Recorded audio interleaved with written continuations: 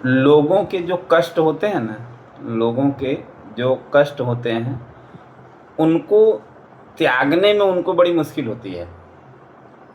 जैसे कोई इंसान है, वो गरीब है, और उसको बोलो कि नहीं तुमको ये काम करना है, मेहनत करना है, तुम आगे बढ़ सकते हो, तो वो बोलेगा नहीं नहीं नहीं, मैं जहाँ हूँ वहीं सही।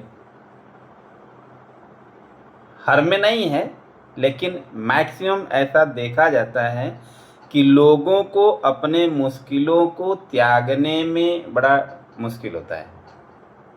आप जिस परिस्थिति में हो, वो भले दुख का परिस्थिति है, आप अपने दुख को 10 लोगों को बता के खुद को सुख का अनुभव करा के जीवन लोग निकाल देते हैं कि नहीं निकाल देते हैं। तो हमको यहाँ पर बदलना है। हम लोग किस चीज़ से डरते हैं? अज्ञात चीज़ से डरते हैं, जिसके बारे में हमको पता नहीं है, लेकिन दूसरों के अनुभवों से हम डरते हैं। कैसे? जैसे मान लो आप इस लेवल पे हो और आपको नेक्स्ट लेवल पर जाना है, ठीक? अब वो तो आप जानते नहीं हो, जैसे जिसको हम रिस्क बोलते हैं कि आप no risk no gain, more risk more gain. तो वो जो रिस्क है ना, वो अज्ञात है, बराबर। लोग उससे डर के जो पुराना दुख है उसी में जीवन जीना चाहते हैं। वो अपना जो लेवल है उसको उठाना ही नहीं चाहते हैं। जहाँ पे हो आप अपने आप को अनुभव करो, जो हम लोग कल थे वही आज भी हैं, जो परसों थे वही आज भी हैं, 1 महीना पहले जो थे वही आज भी हैं। यदि हम अपने जीवन में बदलाव नहीं लाए तो मनुष्य इंसान बने ही नहीं ना। मनुष्य और इंसान में एक बेसिक फर्क होता है। मनुष्य इंसान का औलाद कहलाता है, लेकिन मनुष्य इंसान का औलाद होता है। लेकिन जो इंसान किसको, एक मिनट, जो मनुष्य होता है ना, माँ बाप से जब बच्चा पैदा हुआ ना, उसको मनुष्य बोलते हैं। लेकिन यदि वो परमात्मा वाला काम करने लगा ना, तो इंसान होता है, ईश्वर का संतान हो जाता है। वो मनुष्य नहीं रह जाता है। मनुष्य और इंसान में बेसिक अंतर है। उसने अपने लेवल को जब अप कर दिया, लेवल को जब उठा दिया, तब वो इंसान बना, तब ईश्वर की संतान बन गया, ईश्वर के बताए हुए रास्तों पे चलने लगा। मतलब ईश्वर के बताए हुए रास्तों पे, मतलब यहाँ पे प्रकृति का सहयोग करने लगा। बात आप समझ रहे हैं? प्रकृति का सहयोग करने लगा, वो इंसान हो गया, ईश्वर का संतान हो गया। जो प्रकृति का विरोध करने लगा वो शैतान हो गया। यदि आप पेड़ लगा रहे हो तब आप इंसान हो गए, यदि पेड़ काट रहे हो तो आप शैतान बन गए।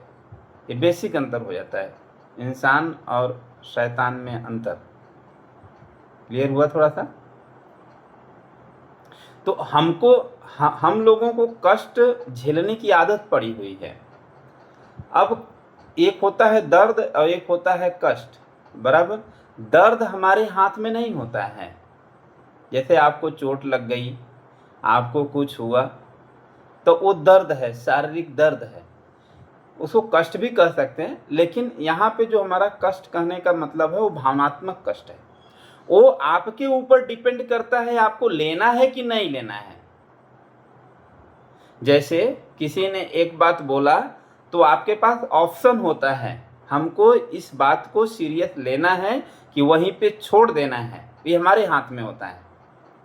किसी ने गाली दिया तो हमको उसको लेके घर पे आना है कि वहीं पे दे के आना है, ये हमारे हाथ में होता है।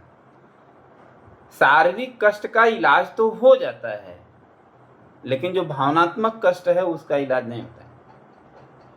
और शारीरिक कष्ट से ज़्यादा जो भावनात्मक कष्ट होता है वो होता है। तो हम काम कहाँ करना है? भावनात्मक कष्ट पे काम करना है। तो भावनात्मक कष्ट करने के लिए हमको समझ की डेवलप करनी होगी, समझना होगा कि इस बात को हमको लेना है कि छोड़ना है। क्योंकि भावनात्मक कष्ट यदि आप लेते हो, फायदा 1 रुपये का नहीं होता है। लेकिन लॉस हजारों रुपए का हो जाता है, लाखों रुपए का होता है, जीवन बर्बाद हो जाता है। किसी ने बात बचपन में बोला था, अभी तक लेके चल रहे हो, अभी तक वो अंदर घूम रहा है। 6 महीना पहले बोला था, आपको चोट लगा था, ट्रीटमेंट हुआ, इलाज हुआ, सही हो गए, भूल गए, लेकिन भावनात्मक कष्ट को लेके हम घूम रहे हैं। और भगवान ने एक ही लाइन बोला है, मैं तो भाव का भूखा हूँ, जो तेरे भावनाओं में चलेगा वही तो मैं देने वाला हूँ। इसलिए जब आप भावनात्मक कष्ट का जीवन व्यतीत करते हो, मतलब भावनात्मक कष्ट करते हो, तो आपके जीवन में कष्ट की संख्या बढ़ती चली जाती है। एक कष्ट के बाद दूसरा कष्ट, तीसरा कष्ट। अभी किसी ने एक ने बोला था तो आप कष्ट में थे, तब तक एक आके एक लाइन और बोल गया, लो दूसरा कष्ट, फिर तीसरा कष्ट, कष्ट पे कष्ट, कष्ट पे कष्ट चला ही जाता है। तब फिर हम बाद में बोलते हैं कि जीवन हमारा नरक हो गया। नरक नहीं हुआ था, वो हमने सबकी बातों को लेकर के इकट्ठा कर लिया था, इसलिए अपना जीवन नरक हो गया। खाली आपकी मेमोरी चली जाए, पुरानी मेमोरी चली जाए, बस बात खत्म हो गया, कष्ट सारे गायब हो गए ना। यदि पुरानी याद खत्म हो जाए, रोज डिलीट मार दे, जैसे आजकल लोग फेसबुक पे सब साफ करते हैं, नहीं, सारा जो वीडियो है नहीं हैंग करने लगता है, ऐसे ही हम लोगों का पुरानी मेमोरी फालतू चीज़ों की जो डिलीट होती चली जाए, तो कितना आनंदमय जीवन हो जाएगा। प्रेजेंट का तो इशू होता ही नहीं है, प्रेजेंट में तो कोई समस्या होती ही नहीं है। तो हमको कष्ट और दर्द में अंतर समझना है। कष्ट दर्द हमको तो भाई मिल जाता है, ठोकर लग गया, चोट लग गया, बॉडी में प्रॉब्लम हो गया, वो कष्ट हो गया, वो तो आपको सहना है, उसका ट्रीटमेंट कराओगे, आप सही हो जाओगे दर्द का। लेकिन कष्ट का नहीं होता है, वो भावनात्मक है, वो समझ से ख़त्म किया जा सकता है। यदि आप समझ नहीं डेवलप करोगे तो पूरा जीवन नरक हो जाएगा। आप खुद दुखी रहोगे और आपके आसपास जितने लोग रहेंगे वो सारे दुखी हो जाएंगे। नहीं, लोग बोलते हैं घर में झगड़ा करके आए हो, कुछ प्रॉब्लम हो गया है, आप चिड़चिड़े हो गए हो, मतलब आप जहाँ थे वहाँ तो दुख तो था ही, जहाँ गए वहाँ पे भी दुख को लेके चले गए, कष्ट को लेके चले गए, और वहाँ पे जितने लोग आपसे जुड़े हैं वो भी कष्ट में हो गए बेचारे। तो ये चीज़ हमको समझना है, हमको भावनाओं के ऊपर ज़्यादा ध्यान रखना है, ज़्यादा ख्याल रखना है, और वहीं बाद में हमारे शरीर के ऊपर आता है। जब अंदर ज़्यादा माइंड में या भाव में कष्ट रहेगा, तकलीफ़ रहेगी, तो वो कभी न कभी शरीर के ऊपर आती है। तो पता लगा कि ये प्रॉब्लम हो रहा है, वो प्रॉब्लम हो रहा है, ये दर्द हो रहा है, वो दर्द हो रहा है, तो आप धीरे धीरे लाइफ आपका बर्बाद होता चला जाता है। छोटी सी लाइफ है, बातों को छोड़ना सीखना है, पकड़ना नहीं सीखना है।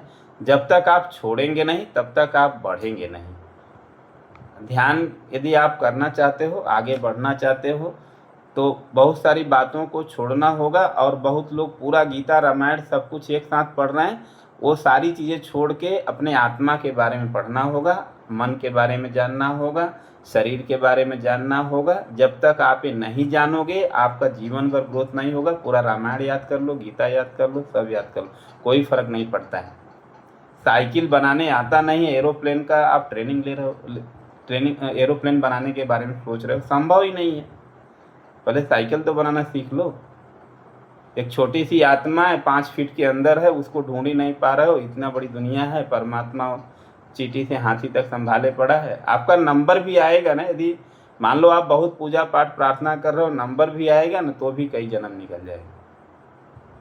यदि मान लो वेटिंग में होगे तो करोड़ों लोग होंगे ना आप जैसे, तो पहले यहाँ से कनेक्टिविटी कर लो, नहीं, यहाँ से कनेक्टिविटी कर लो, आप देखो आपके जीवन में आनंद ही आनंद हो जाएगा।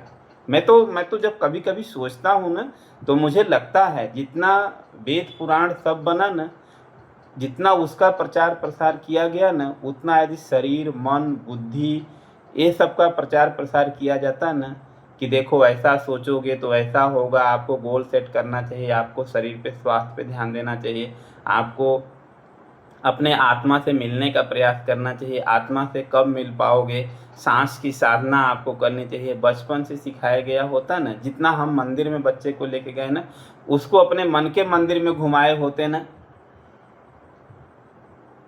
तो वो आज मतलब भारत ही नहीं पूरा देश बदला होता है, एक अलग लेवल पे होता है। हिंदू लोग अलग लफड़े में पड़े हैं, मुसलमान अलग लफड़े में पड़े हैं, सिख लोग अलग लफड़े में पड़े हैं, ईसाई लोग अलग लफड़े में पड़े। कोई ये 5 फीट का शरीर है, इसमें कोई ढूंढने पे प्रयास ही नहीं कर रहा है। पहाड़ पे चढ़ जाएंगे हम लोग कितना किलोमीटर, लेकिन 5 फीट में हम लोग नहीं सफ़र कर पाते हैं। ये छोटी सी यात्रा है जिसको हम लोग नहीं कर पाते हैं। कभी कभी मुझे भी बहुत दुख होता है। आज ही मुझे दोपहर में बहुत हो रहा था, फीलिंग आ रही थी कि यार इतना था, खाली थोड़ा सा घुमाना था, जो उधर था वो इधर घुमा देना था, आदमी स्वस्थ भी रहता। क्योंकि जब उसको बताते कि इसके अंदर परमात्मा है ना, ये मंदिर की सफाई रखो ना, तो डिटॉक्स भी करता, रोज नीम का काढ़ा भी पीता कि शरीर साफ रहेगा, इसमें भगवान बैठा है, इसके अंदर आत्मा बैठी हुई है, परमात्मा का अंश है, वही है। तो जितना हो सके ना, जितना आप भजन कीर्तन करते हो थोड़ा कम करके शरीर के बारे में पढ़ो, मन के बारे में पढ़ो, आत्मा के बारे में पढ़ो, शरीर को कैसे फिट रखते हैं उसके बारे में पढ़ो, उसके बारे में जानो। दुनिया भर का नॉलेज है, पढ़ो और ज्ञान हो गया, ज्ञान कचरे के समान है, उसको अप्लाई करो अपने जीवन में। थोड़ा सांस की साधना करो। मतलब आप लोग को ये लाइन भी याद हो गया कि हीरे जैसी सांसा बातों में बीती जाए, हीरा से मांगी सांस है बातों में निकल जा रही। हर समय बोलता हूँ, धरती पे आए पहला काम सांस लेने का, अंतिम काम सांस छोड़ने का। ये दोनों सांसों के बीच में रहस्य छिपा है हमारे जीवन का। इसकी प्रैक्टिस करो, अपने बारे में जानो, अपने बारे में सुनो। पड़ोसी के बारे में नहीं जानोगे, परमात्मा के बारे में नहीं जानोगे, कोई फर्क नहीं पड़ेगा, लेकिन इसको बारे में जानोगे, परमात्मा से बहुत जल्दी आपका अनुभव करा देगा, क्योंकि उसी का रूप है ना। ठीक है, चलिए, कमर सीधी, गर्दन सीधी, आंखें बंद।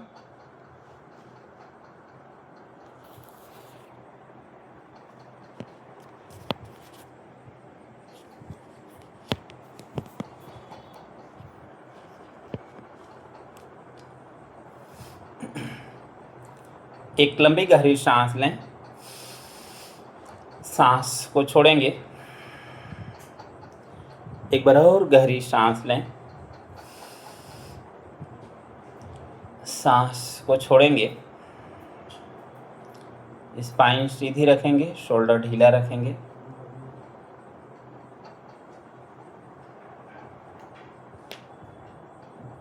अब हम लोग राइट नोस्ट्रिल को बंद करेंगे, लेफ्ट से सांस लेंगे, राइट से छोड़ेंगे, लेफ्ट से सांस लेंगे, राइट से छोड़ेंगे। मतलब हम लोग चंद्रभेदी प्राणायाम करेंगे। सांस लेने का काम है लेफ्ट से, छोड़ने का काम है राइट से, ताकि आपकी चंद्र स्वर एक्टिवेट रहेगी तो मन शांत रहेगा, मन शांत रहेगा तो अच्छी फीलिंग आएगी। तो लेफ्ट से सांस लें और राइट से छोड़ें। राइट नोस्ट्रिल बंद करें, लेफ्ट से सांस लें धीरे धीरे, राइट से छोड़ें,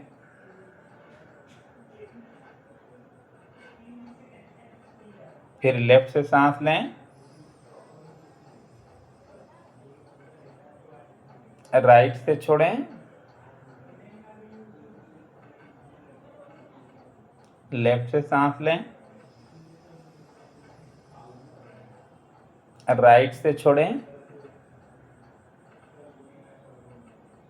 लेफ्ट से सांस लें, राइट से छोड़ें।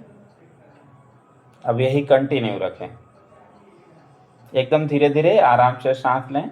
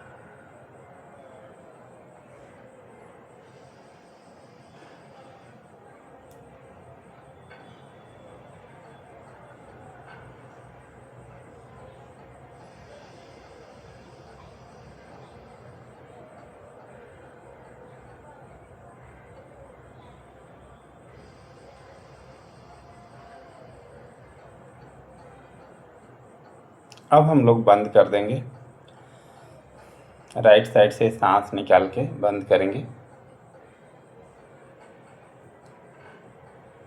अब यही चीज़ हम कल्पना में करेंगे। कल्पना करेंगे कि लेफ्ट से हम सांस ले रहे हैं और राइट से छोड़ रहे हैं।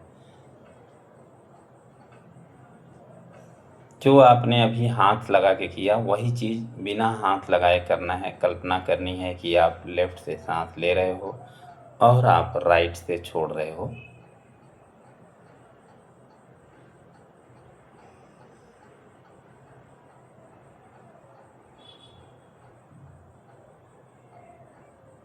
एकदम धीरे धीरे सांस लें लेफ्ट से। कल्पना करें कि लेफ्ट से सांस अंदर जा रही है, राइट से बाहर आ रही है। कुछ समय के प्रैक्टिस के बाद ऐसा आपके माइंड का कंट्रोल बॉडी पर आ जाता है, तो आप जैसा सोचते हो, जिधर से चाहते हो उधर से सांस चालू हो जाती है।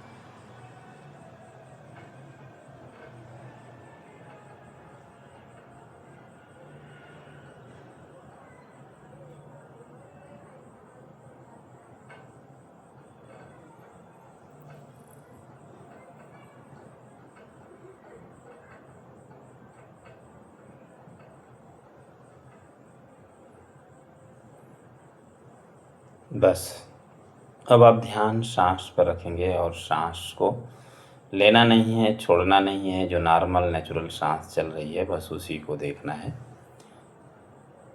सांस को नाक में टकराते हुए अनुभव करें।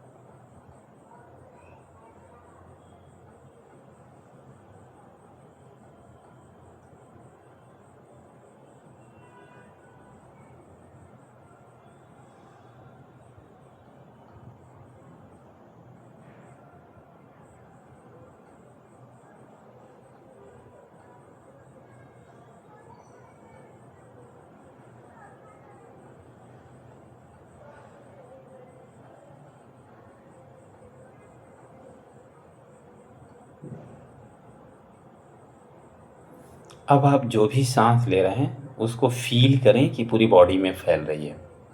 थोड़ी सी उसकी लेंथ बढ़ जाती है। फील करें कि सांस पूरे शरीर में फैल रही है।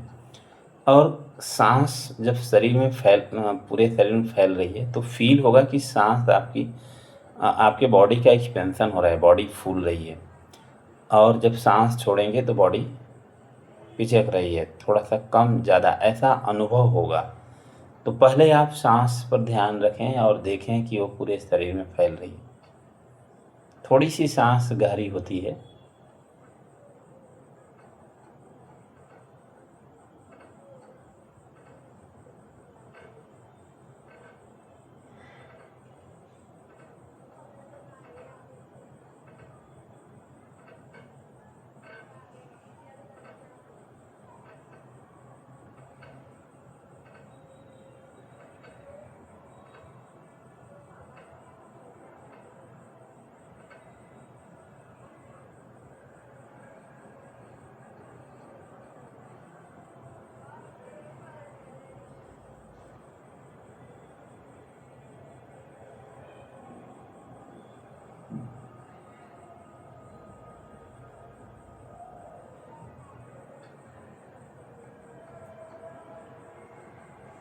सांस को मन के साथ जोड़ें या मन को सांस के साथ जोड़ें। सांस पूरे शरीर में फैल रही है तो मन भी पूरे शरीर में दौड़ रहा है।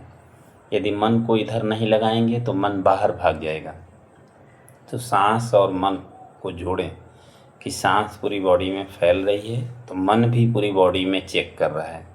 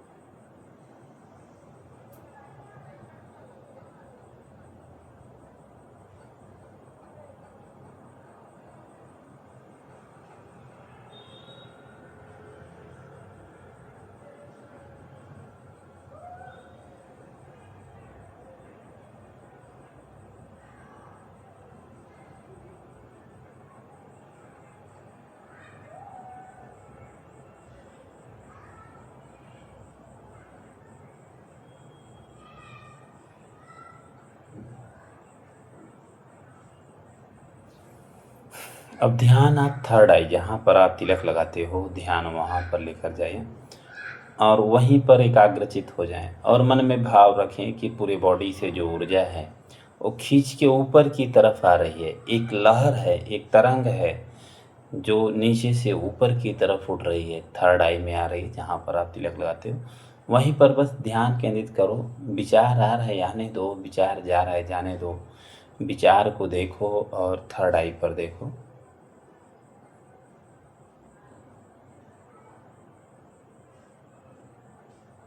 विचारों से जुड़ना नहीं है, विचार से हटना है।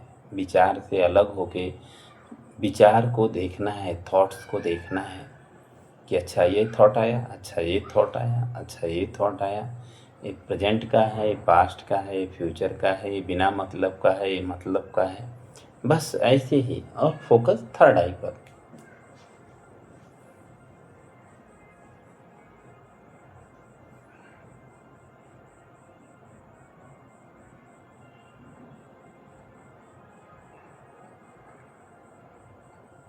जितना गहरा आपका थर्ड आई पर फोकस होगा,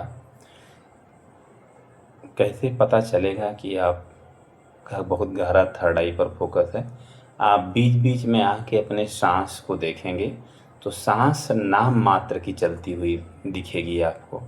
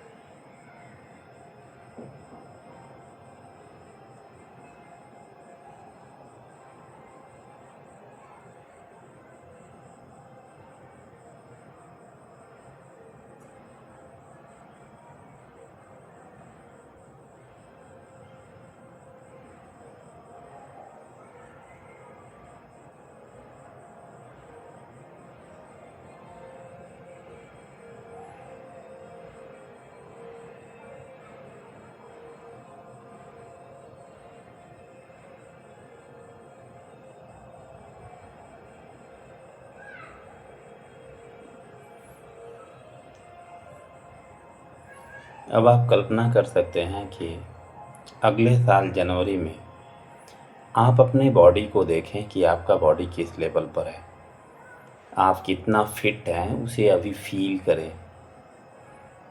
अगले साल जनवरी में आप अपने शरीर को किस लेवल पर देखना चाहते हैं,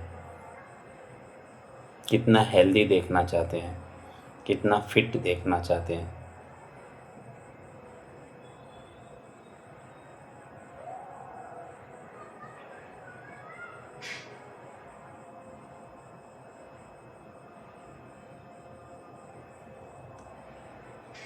आप स्पिरिचुअल भी देख सकते हैं कि आपका जो स्पिरिचुअल है वो बहुत हायर लेवल पे है नेक्स्ट ईयर जनवरी तक।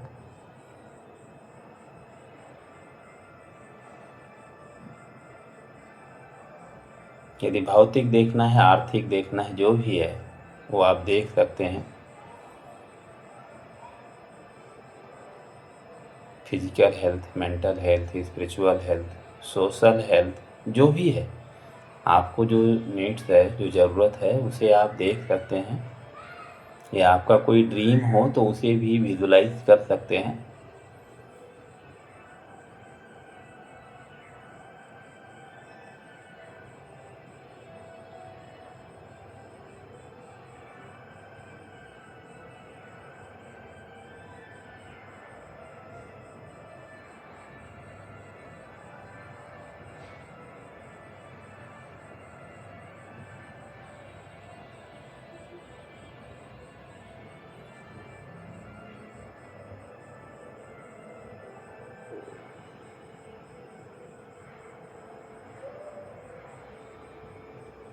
परमपिता परमात्मा को दिल से धन्यवाद करेंगे कि हमारे सारे ड्रीम को हकीकत में बदलने के लिए। अपने आत्मा को भी धन्यवाद करेंगे और दोनों हाथ को ऊपर लेंगे, दोनों हथेलियों को आपस में रगड़ेंगे।